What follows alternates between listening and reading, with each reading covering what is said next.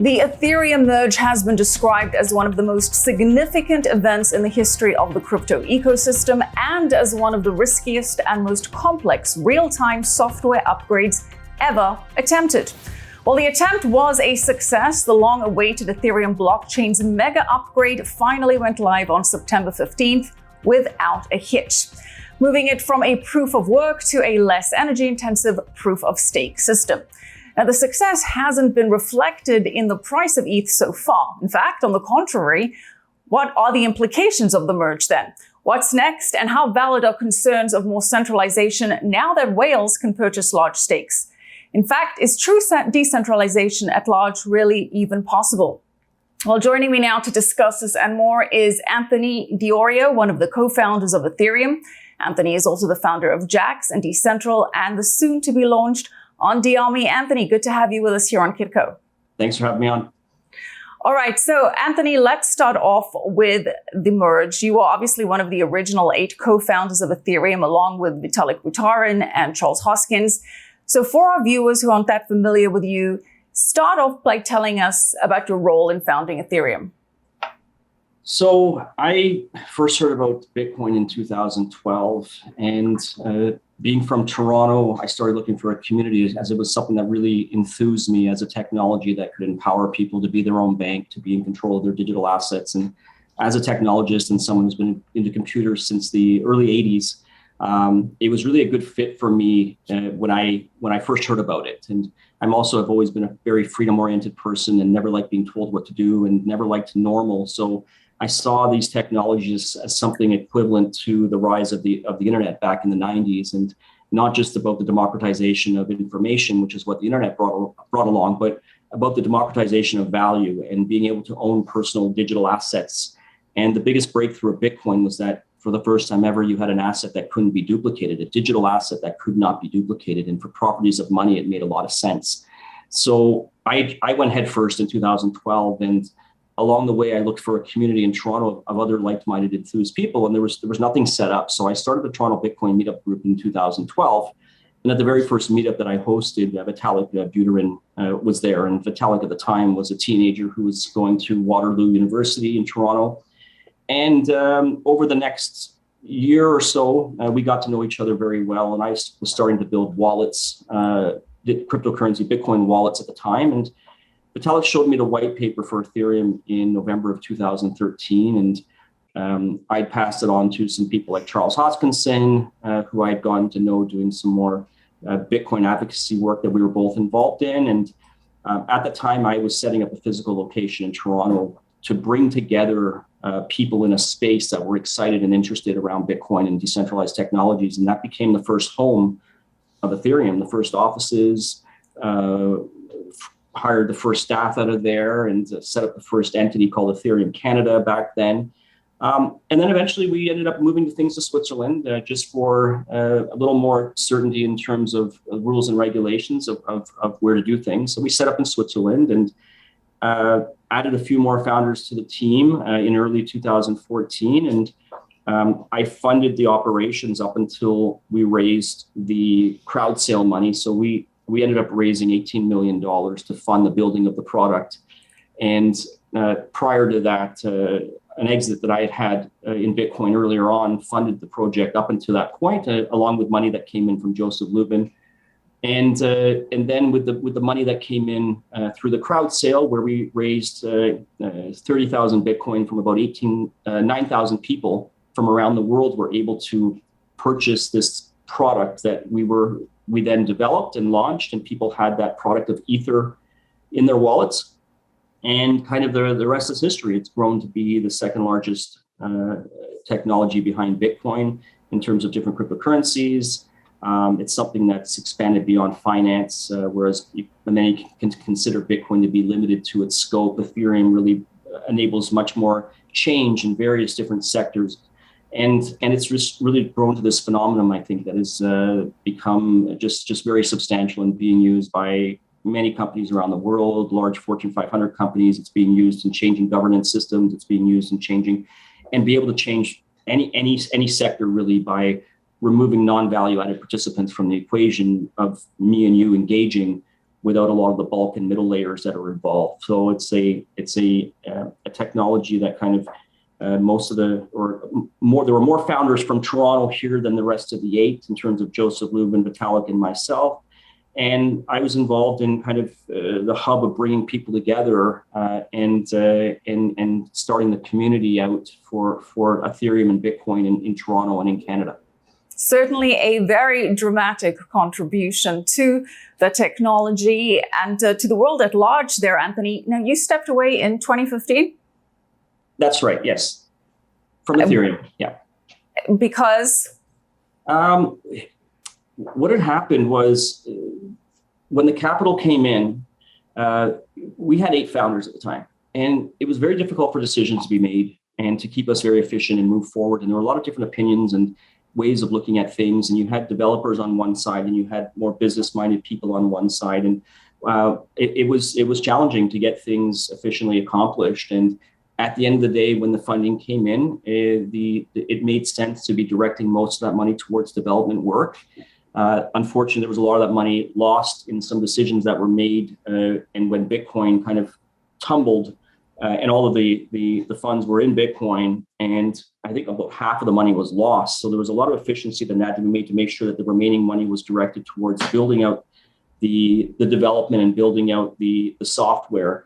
And at that time, it was just kind of the writing was on the wall that my role was done with the project. And I went back to building wallets and infrastructure, not just for Ethereum and Bitcoin, but and with the recognition that there was going to be well more beyond Ethereum and beyond Bitcoin as other projects were emerging that were being built on top of Ethereum. So I've always still been involved in Ethereum in terms of building infrastructure and wallets that support Ethereum, but also support a wide range of other projects in the sector from Litecoin, Dogecoin, Bitcoin, Ethereum, Dash, and a number of other ones that we support, because I do believe there's a multi-currency, a multi-technology world that's emerging. And right now, I think Ethereum is slated to be the one that is being built on the most.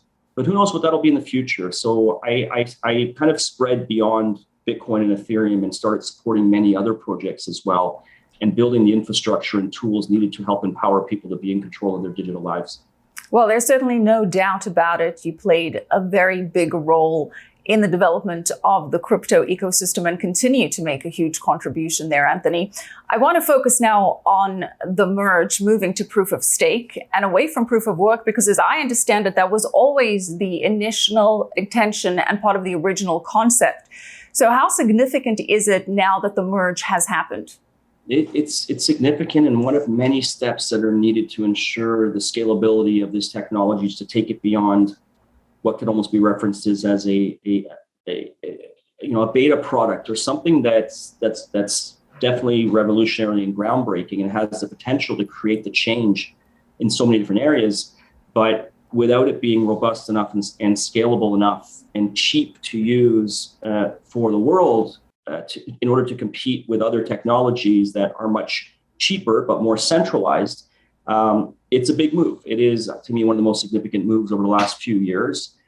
It is a major accomplishment for the team of Ethereum and everybody to make that massive shift over from a very intensive proof of work system to a proof of stake system. So it's something that got that recognition and it's got something that is groundbreaking, but it's also, and people should realize, it doesn't solve maybe some problems that people might think still. There's still issues of the scalability. There's still other issues that have to be resolved. So it's a stepping stone, just like there's been many stepping stones along the way to get there, and things have taken a lot longer than anticipated. But that's what happens when you're building these types of technologies. And it's very difficult to foresee how long things are going to take and challenges emerge. But I think very proud for Ethereum as a whole and for the team behind it to take it where it is and to have the success of the merge happening. And of course, really interesting auxiliary things that are coming out from that. But overall, I think it worked out and it's where it should be. And looking forward to the years to come when it will be more scalable and it will be something that will accomplish the radical change that it's expected to do. Well, one of the issues is, of course, that of the transaction fees, which you just touched on, or the gas fees. This hasn't really reduced those. How do you see that being tackled? Well, when it can scale more and when it has the ability to use things like right now, there's a lot of work being done on layer twos, which are technologies that sit on top of the layer one of Ethereum in order to help with scalability. So there's different mechanisms and means to increase the scalability and also be able to drop down the price of transactions. But that's really the next big hurdle, I think, is how does the system become something that is useful, scalable, cheaper. And it really wasn't the intention of the merge. The merge was strictly about moving from one system to another, and to remove what was initially thought about and still is debatable, the potential limitations and downsides of proof of work systems, whether it be the consumption of energy or whether it be potential centralization of equipment that could be happening on that. So the new model is not perfect. There's people on both sides that believe that proof of work is a better way to do it. Proof of stake is a better way to do it. And each has its advantages and disadvantages. So this merge was simply about making that change. And then in the future, as new technologies that are focused on scalability and making it in a way that will help reduce the cost, but at the same time, how are you incentivizing people that are involved in the processes as well has to be taken into consideration. It's not an easy feat.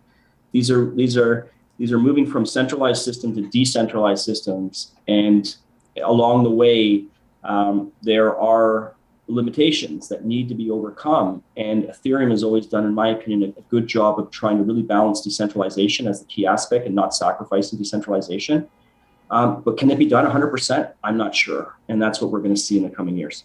Right. Well, I do definitely want to focus on this issue of centralization and decentralization. But before I get to that, I want you to help us understand some of the things that the merge was supposed to accomplish, like establishing ETH as a deflationary cryptocurrency. As you say, the blockchain has been evolving, will still continue to evolve. We had the London fork in August of 2021, which triggered burning, and that's when a portion of the Ether transaction fees got burned, taken permanently out of circulation. Now, I understand that the burn rate has slowed down at the moment because of the general bear market that we're in, but can you break down the process of how Ethereum becomes deflationary? How does that work? I'll do my best with this. I'm not necessarily the best on the ins and outs of it, as my focus has had to spread across many projects, and I support dozens of them right now. So the idea with becoming a system that is actually burning rather than trying to make it into a deflationary system, yes, was first started in August, and some of the the fees are burned in order to reduce the supply and turn it eventually deflationary. But after the merge, it hasn't necessarily been the case, and there's certain factors that need to hit in order for it to actually become deflationary. So right now, it's my understanding it actually isn't, but it changes based on certain other variables. So it could next week. It might not necessarily be right now, but there's certain factors that are involved in order for that to actually become deflationary. But that is the target, and the goal of the project is to turn it into something that is deflationary. What does it take for it to become deflationary? I mean, what needs to happen for it to get to net zero? I'm not sure what are the number of variables that has to make that happen. It hasn't been for me a focus of my work and thing to understand the ins and outs of what makes it deflationary, except to know that that is the goal and objective. And there is a major fork that happened last August in order to start burning the fees rather than giving them out and distributing out to the miners for doing that. All right. Well, can you help me understand the issue of supply and limits with Ethereum? I know Bitcoin has 21 million Bitcoins. That's all there ever will be. Currently around 19 million mined. As I understand it, per its initial pre-sale back in 2014, Ether capped its limit to 18 million per year. But is there a limit on the years that it can be issued? Is there a cap on supply? Can we ever establish that there will be a maximum amount of Ethereum in circulation? So the way that it was initially done, and different than what Bitcoin was, but a little bit still similar, is yes, Bitcoin has a finite amount of that 21 million, which is going to, every 4 years, Bitcoin halves. So it started out with 50 Bitcoin every 10 minutes that was produced. And then 4 years later, it went down to 25 and it's consistently reduced every 40. With Ethereum, and the way that we did the sale was, I think there was initially 60 million Ether that was sold. And that number became a basis. And then every year, a percentage of the 60 million is brought further out. So a little bit different than Ethereum, where it's a percentage of the actual initial distribution is created every year.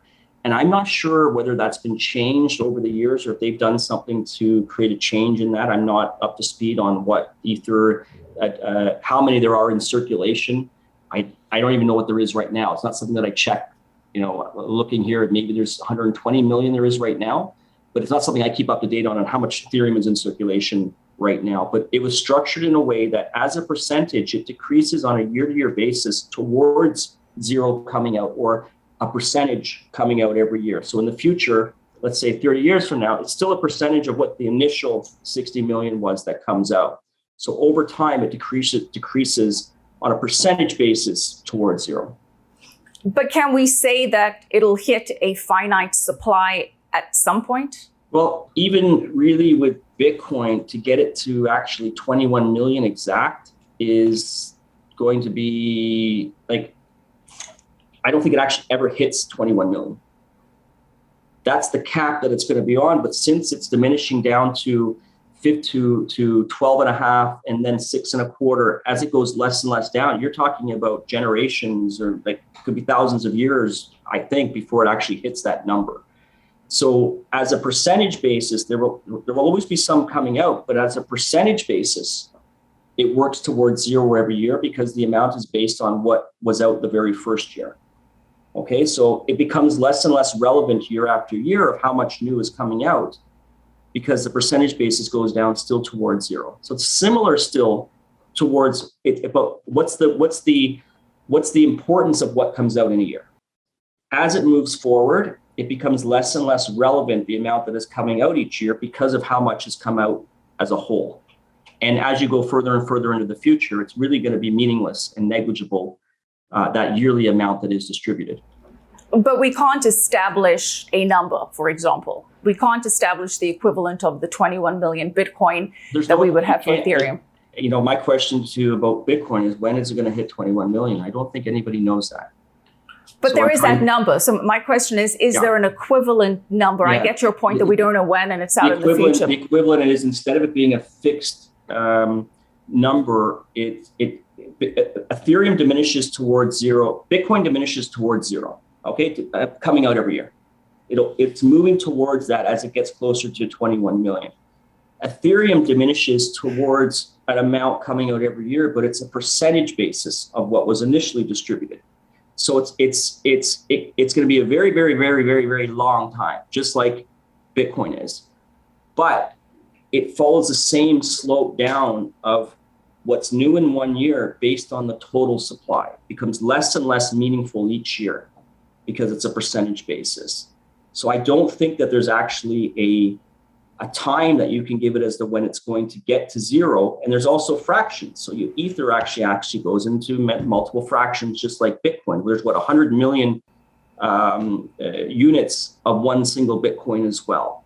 So just like with Bitcoin, and I'm not going to say something here that's going to give a headline quote of, unlike Bitcoin, Ethereum doesn't do that. So I'm trying to be very cautious in my words, because it's not really meaningful in the conversation here that it doesn't have there will only be 35 million Ethereum as an example number. And I'm just making up that number, or 1 billion.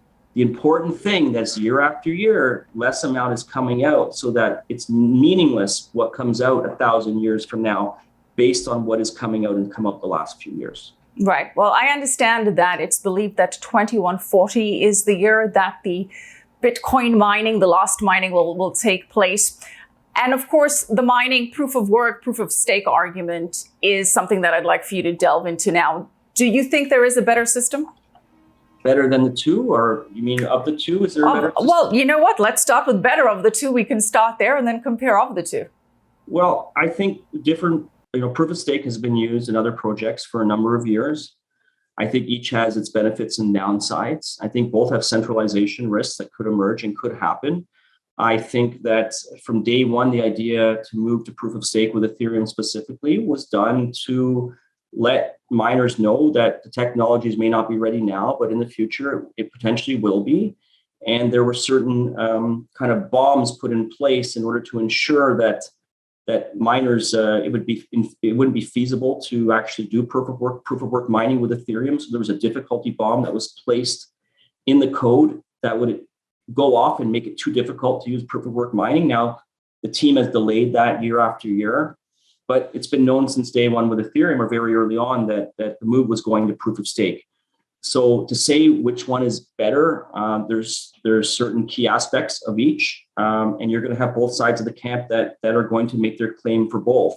I think one of the ones that gets talked about the most is the reduction of energy that it takes in order to do with proof of stake models. There's been numbers thrown around that something like, I don't know, was it 0.2 of the world's energy has been reduced or something like that because of Ethereum's move. But I like to see good things in many systems, and I'm not a very divisive black and white person. So I think that each has its benefits. We're going to see how this serves Ethereum.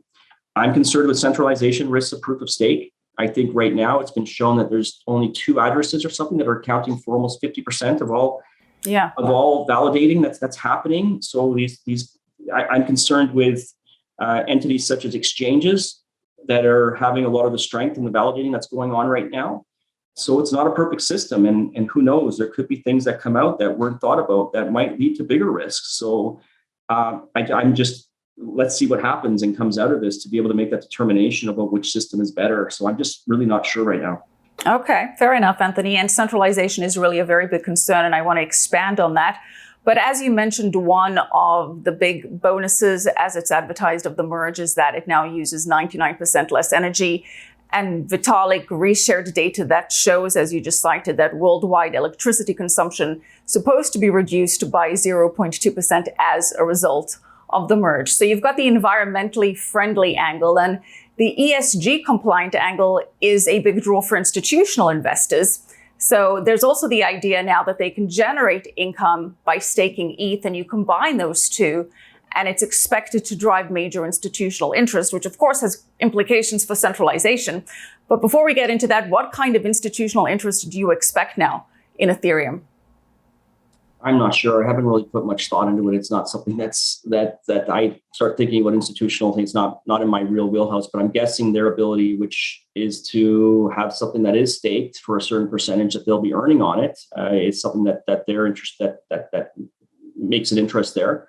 How that compares with the price of Ether going up. People, of course, concerned or care about that too. I think it probably would have a beneficial impact on institutional investors, I guess, now that I think about it, because of the ability to be getting that percentage staking. But then you're talking regulatory potential constraints that have emerged as well, with regulated bodies that potentially are going to be told that they need to do some restrictions on either addresses that they're able to send to, or these limitations that could be very challenging for these regulated bodies to offer services, because they're regulated, that are going to go contrary to the ethos of Ethereum and decentralization. So what's emerged recently, and there was this Tornado Cash as an example, whereby regulated entities were told that they're no longer able to send to certain addresses. But the problem with that is that these regulated bodies need to abide by the rules of Ethereum. And if they do certain things because of regulations or being told to do something, they could be what's called slashed. They could be, their Ethereum that is being staked could actually be taken away from them because they're not following the rules of Ethereum. So there's this kind of conflict that's happening right now between these regulated entities that are being told by government and bodies that they have to do certain things, but that might run contrary to them being validators on the system, and they have to make some crucial decisions. Do we stop offering staking as a whole because we can't abide? If we do this, we have to abide by certain rules, and then if we do abide by the rules, we could be harmed or dinged, and our money could be taken from us because we're breaking the Ethereum rules. So there's really this tug of war that's emerged, and these regulated entities are really going to have to make some tough decisions because they are intermediaries. They are people that are in between technology and the end user, and they're regulated. And they have to not necessarily, they have to have the best interests of their customers in mind. They have to make sure that they're abiding by the regulatory constraints that are being put on them, but they also have to consider the technologies they're involved in and the potential repercussions for not following the rules in a system like Ethereum. So it's a very interesting to see how this is going to play out. Well, regulation is obviously a big question mark when it comes to the crypto ecosystem at large. Let's focus a little bit about that. We're seeing, first of all, that the proof of stake aspect is already creating some regulatory issues. The SEC now saying that it's making it easier to classify ETH as a security, because as we know, under proof of stake, the users earn income and then they generate ETH by locking up their coins, validating transactions. And because of that, SEC Chair Gary Gensler is saying that when the validators stake their coins, and I'm quoting him here, it's an indication that the investing public is anticipating profits based on the efforts of others,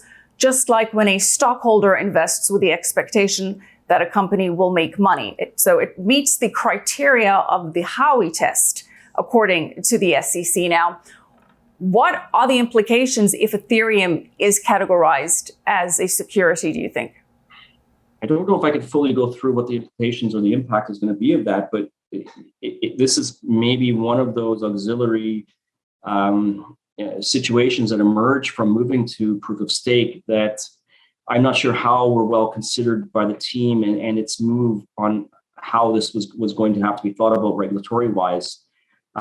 It does seem that there's more pressure now on Ethereum with this move and potentially others with this new classification prospect that's coming out where it could, I don't know how to play out, and we'll have to see how it plays out. Let's say it's classified as a security. I'm not sure how that's going to impact. And really, is there a definition of which projects are securities and aren't securities right now? It's really. Do you consider Ethereum as a commodity or as a security? I'm not sure what it is. I know. I have the expertise in neither commodities nor securities to be able to give you an answer. And I think you're going to get people that are heavily into that space, giving different opinions on what it could or couldn't be. So fair enough. I think it could have. I've always got to watch, how these get taken out of context or things happen with saying things like this. But it could have some characteristics of both sides there, right? And again, getting away from the is it this or is it this? Is it, what makes something in the gray area there potential too? And we're dealing with regulations and rules, I think, in the world that we're maybe not ready and prepared for these technologies that are emerging, and we're meant for more traditional systems. And how does that cohesion come together in the future? And it's been interesting to see it play out over the last 10 years I've been in the space. It's very difficult. Yeah, fair enough. Still a very gray area, still very unclear, still very nuanced as the SEC and everybody's figuring it out. We do know that Gensler made the point earlier this month that the crypto industry, according to him, meets that Howey test criteria. And he claims the majority of it is operating illegally by not registering with the SEC. That, of course, has ramifications. And he also made another remarkable claim in a recent lawsuit that the SEC has jurisdiction over Ethereum because the vast majority of nodes are clustered in the US. And currently, I believe over 45% of all Ethereum nodes operate from the US. And according to Gensler, that gives the US, shall we say, purview over the entire Ethereum network, that it's under his jurisdiction because the transactions globally should be considered of American origin. Yeah. I'm asking you to speculate here, but where do you think he's going with this? I'm not sure where he's heading with this. It definitely is something that's causing some alerts, I think, and people talking about it. And that's his position, and we'll see how that comes through. And I really don't have information one way or another how accurate that position is or where he's planning to go with things. I don't know, but it is something I think that has to be people. It's definitely on the radar now, and it's an interesting thing to unfold, and we'll see it unfold, I guess, in the future. Do you think, big picture, though, that regulation is still an existential threat to crypto? To me, it's more of a timeline. It's always been with regulations, and the way that I've always looked in things is I think I always like to see where is the future heading. And to me, I believe that anything with restrictions that wants to be free is not going to win out. Okay, I believe technologies that are looking to promote freedom and looking to promote empowerment and looking to give people opportunity around the world, like I consider Bitcoin and Ethereum, those types of technologies, facing obstacles that are based on fear or obstacles that are based on models that are trying to create restriction, whether it be with information or value, which is all digital now and things have moved digital. I don't think in the long term that's a winning perspective, that the fight or we need to restrict this or control this is going to eventually win out. Where I see regulations coming into play is in the short term, and it's about well, how long is it going to take for this information and value that wants to be free? I mean, the internet was a democratizing technology that enabled people globally to democratize information, and it radically changed areas of, mail service to advertising, to being able to self-promote in blogs and social media. It created that freedom. And these technologies are now are going head on against the ability, money and control of governments over currency. And that's where it's challenging. But in my head, the end game and where it's going to eventually be is it will succeed. These technologies will enable freedom. The limitations and barriers that are imposed with government currencies and currencies that can't go between borders without multiple people involved and having to switch from one to another, it's just not efficient. It's not efficient. It wants to be free. It's equivalent to an intranet and an internet system. If you consider something like the internet to be something that is widely used, and an intranet, a company system, or who's going to want to use that?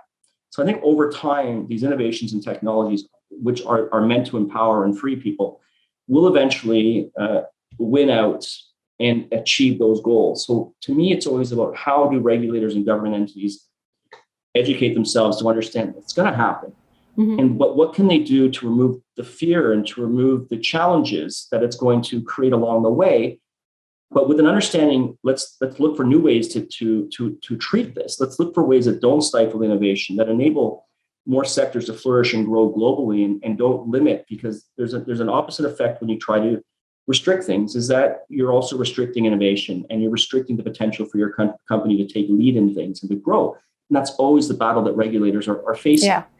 So I think over time, getting back to your question, the technologies will win out. The trying to limit, let's say, privacy coins is to me a futile thing in the future. The technology will always be able to outpace the way that regulations and the way that older school models are trying to do it. And I'm not saying it as someone that is necessarily anti-regulation. I'm saying as someone that I believe that's eventually what's going to happen. So how do we look for new ways to solve problems and new ways of tackling what the fear is that is really the heart of this? So it's going to take entrepreneurs, and it's going to take educators, and it's going to take governments all coming together to say, here's our problem, here's where technology is heading. Let's address our problems with great problem-solving minds that are going to negate the potential fear problems that have been identified, but also realize that these technologies will provide a lot of value, and they will change people's lives, and they will provide new opportunities and new growth and new jobs and all these things that countries want. Right. And it's about finding that balance and finding a way to be a leader that will help countries to get ahead of the curve and to enable them and their populations to flourish and thrive. Well, you have a positive outlook there, Anthony, and hopefully innovation will triumph in the grand scheme of things. I do want to focus now more on the idea of centralization and starting off specifically with Ethereum and then expanding into the bigger picture here.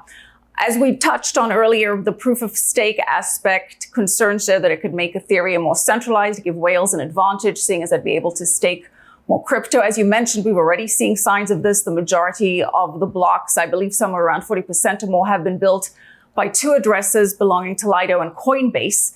So how does this concern get addressed? Is this a big concern for you? Yeah, and maybe a little bit of information about the history of decentralization, these technologies, and its importance. I mean, with Bitcoin, the idea is how is there a decentralized cash for the internet, whereby the nodes could be structured anywhere around the world and anybody could participate. And very quickly, it became a situation where you need now faster equipment, and it turned into systems where only very high technology focused companies could produce the chips. And when we were doing Ethereum, the idea is we didn't want it to go down the same direction with Bitcoin, where you have to have these specific ASIC chips, these integrated specific these specific chips that were needed in order to do the mining. Okay. Instead, the idea was, can we do it with a system that anybody can readily go and purchase what was graphics cards? And that's where the system was built around, was the ability for anybody to go buy a graphics card, which is used in gaming computers. And with that device, you could then mine.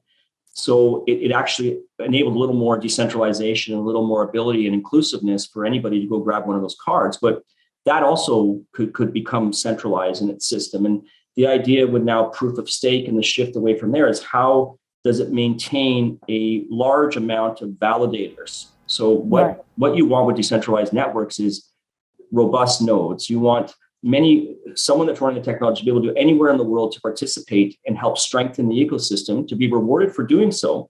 But it doesn't help when you only have a few, and it becomes more and more centralized. The more you have of these larger entities that are responsible for the care and maintenance of the technology. So what's happened is that Lido itself came out as a technology that was going to tackle the potential centralization of exchanges becoming the validators for the Ethereum network once it moved to proof of stake.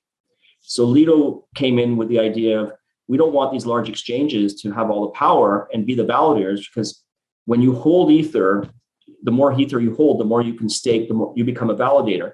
And of course, these exchanges are holding Ether on behalf of all of these individuals. So Lido said, we can't allow it to happen. But what's happened now is that they've now become an entity that has to have some concern brought forward to it, because they are now becoming one of the key players in a centralized body. So sometimes the intentions start off one way, but then things change. And it's concerning. And it's concerning to me that there is such few that are responsible for so many of the transactions being validated right now. So I see it as a problem. I think many people do see it as a problem. So again, these technologies are not perfect, and sometimes doing one way will have repercussions on other things. And I'm interested to see how this does play out, because I think the centralization of this is a concern, because you have businesses now, exchanges that have different profit incentives and motives to serve their stakeholders. Right. You have regulations that are now potentially going to couple with them with their profit motives. Is that the best interest of those people to be serving the decentralization nature of Ethereum? Potentially not. So I see it as a problem, and I can't say that the proof of stake model is something that I can say has helped with the decentralization at this time.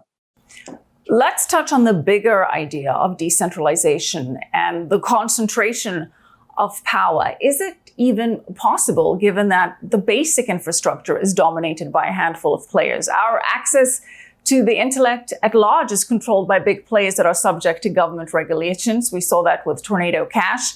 And we also saw that some of these big players are also able to censor who's allowed on them. Like, for example, how Amazon kicked off social media app Parler. Not exactly the same concept, but showing again that all the players are still subject to some of the more dominant forces in the field. Is decentralization even possible?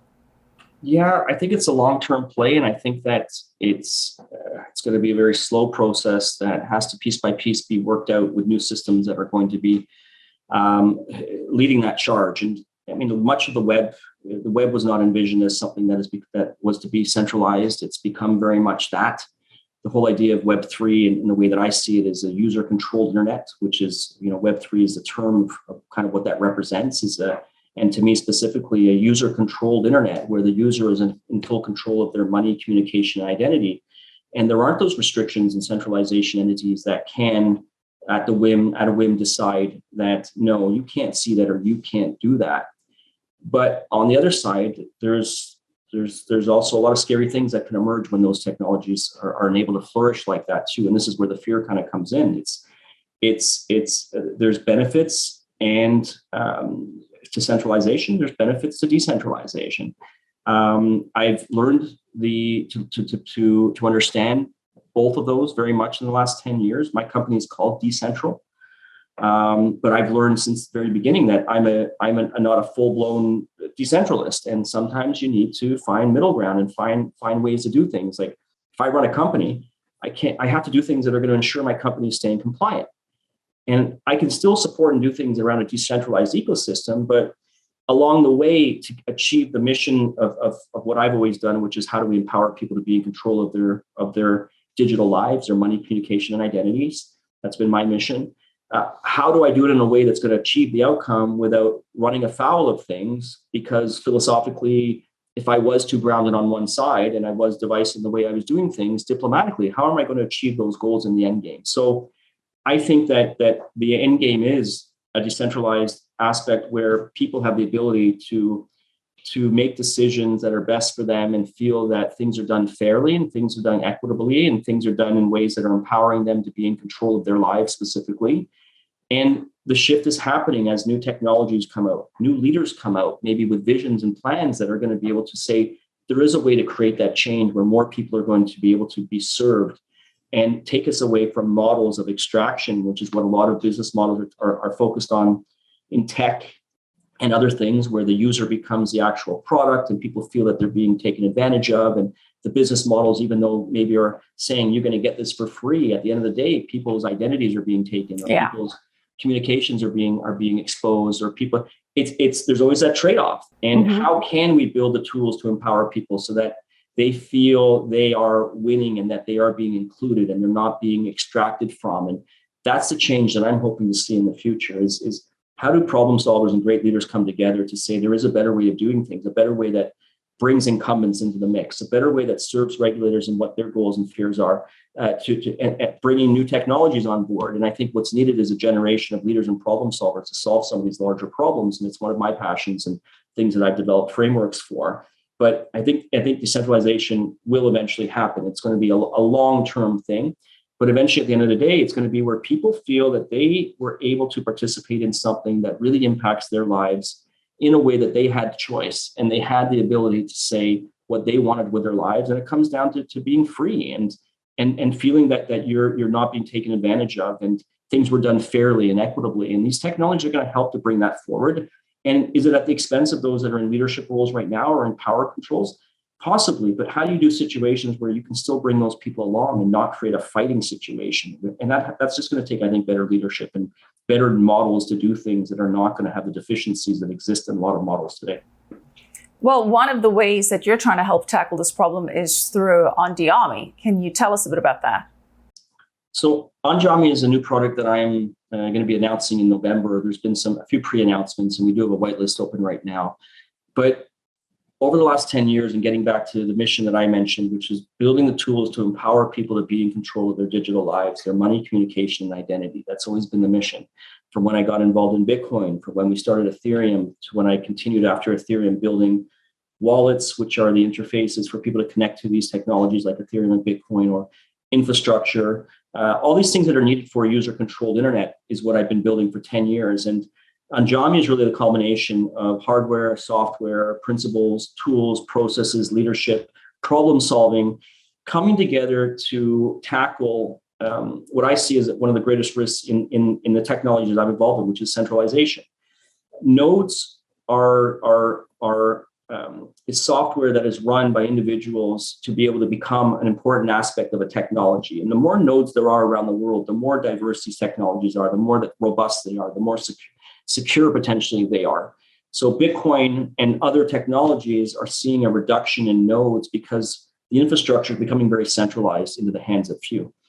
So if you think of the idea of AWS, I'm not really picking on AWS or Amazon on this, but AWS is a cloud service provider that provides tools for people to have internet presence. So you're relying on AWS, companies rely on AWS to host their products.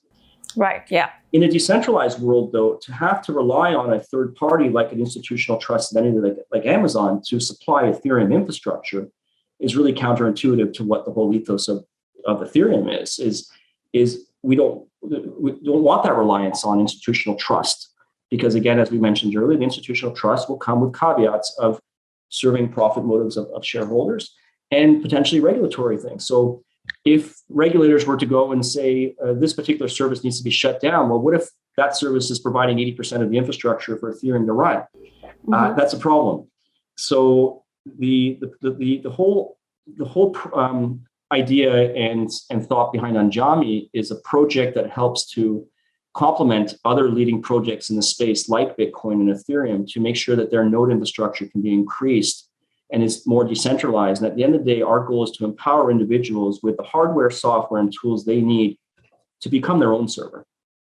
So the idea is that in order for peers to engage with these technologies directly, if there's any level of institutional trust in the middle that needs to be required, let's remove that and let's instead empower people with what they need to very simply plug and play something that's going to be able to allow them to be a node on whatever technology exists. So we're supporting Ethereum, we're supporting Bitcoin, we're supporting many, many other technologies with the infrastructure and tools we built over the years that isn't making it reliant on a third-party trusted institution like an AWS or other cloud service providers that are providing easy infrastructure for Ethereum and Bitcoin and others. So it's a complementary project. It's something that's been built out for a number of years. And the idea is that how can you, Michelle, be your own node on a network and not have to worry about having to block a transaction potentially because you're running a full node yourself and you're able to send a transaction. So it's negating the institutional trust middlemen from the equation. And it's anybody can run a node. You have to be technically inclined with the traditional system, but Bitcoin, anybody can run a Bitcoin node. There's no rules against running a Bitcoin node. And we are just making it more simple for people to do so with a hardware device and with software and tools to make that happen. So that's a project I've been working on for a long time, and we'll be announcing it in November. Well, exciting to hear about that. So a user-run internet that takes you away from third-party intermediaries. That's what Web3 is, the vision of Web3, and that's what's needed. You need interfaces, infrastructure. You need all the things that the internet needed to get off the ground is what a Web3 user-controlled internet, but it can't be going down the path of Web2 business models that are leading to centralization. Right. And in order to do that, you can't have a user-controlled internet without the user being their own server. It's kind of the whole ethos behind our project and thinking behind our project is until the end person is their own server at home running things and connecting directly to these protocols in a simple fashion, right? That's not too complex and too technological. You can't, until you have that, there's always going to be that institutional trust reliance. Right. And that's a problem. So how do we remove that institutional trust? Because until you can do that, or until it can be done, you can't have an internet where the end user is in full control. Yeah, that is certainly a problem that needs to be tackled. And as you said, one of several projects that you're working on. I do want to get back to the original project, Ethereum. As I mentioned, you were an early adopter of Bitcoin. I believe you bought your first Bitcoin back in 2012, you mentioned, when the price was only around $9.73. Our viewers would like to know this question, Anthony. Do you see the flippening happening? So I only had an opinion on that maybe over the last few years. There was a great deal of time from maybe 2016 to 2019 where Ethereum was not necessarily the be-all or the one that was going to win out. I felt there were a lot of competitors and challengers coming in. But over the last year or two, I've changed my perspective and thinking. And what I've seen with others coming in is that there's always that knob that has to be adjusted. And it's usually at the expense of, let's say, decentralization or something else, where we've seen projects that have blown up because they've done something that just was not sound. And I've always seen Ethereum as very steady, very willing to delay, to ensure security, safety. So I've become a much bigger fan over the last couple of years than I was a few years ago. And I've learned some lessons over that time that I really feel Ethereum is, if I had to pick one in the future, I think it's Ethereum right now. Now, I could be very, very wrong with that, but I do feel with the use cases and I do feel with things that there's a good chance, and that's my wording there, that there's a good chance that if Ethereum keeps on the direction it is going, that it could be that flippening happening. And for those that don't know, that's the idea that the market cap of one is going to outpace the other at a certain time. And I think there's a good possibility of that happening. All right. Good chance, good possibility. Got it. We will not misquote you, Anthony. Thank you. Aside from Ethereum and Bitcoin, are there any other altcoins that you're keeping an eye on? There's a few. I've always been enthused with Polkadot, and I've been enthused with Cosmos, and I've been enthused with seeing what Cardano can do. Each of them has what I've seen as potential limitations or potential problems, but I keep an eye just to see. I'm not in the inner workings of other projects, and sometimes it's difficult to spend the amount of time necessary to really dig in and really see where their potential fatal flaws might be. But projects like Polkadot was done by Gavin Wood, or is being done by Gavin Wood, another fellow Ethereum co-founder, and Cardano, Charles Hoskinson. So I have knowledge of the people behind them, and I don't know where they're going to go with things, but they are trying to solve problems. A lot of these technologies, whether they succeed or fail, are providing valuable learning lessons across the board that even if they do fail or something happens, it's like, well, what did we learn from that? And what can we take from that? And potentially they were very valiant moves to try and solve a problem that they just couldn't do. So I don't know where they're going to go, but I am watching, but more and more so top projects is where my focus is not really with the obscure things. I just don't have the time and energy to be digging into that, especially with my own stuff. But I'm here to support ones that I think are the leading projects, and provide them with the tools that they need to help get their missions on their way, like providing the wallets, like helping to provide easy infrastructure for them and for their people. So I support a wide number, and I'm hoping that they provide value to the space and hope that they succeed in their missions.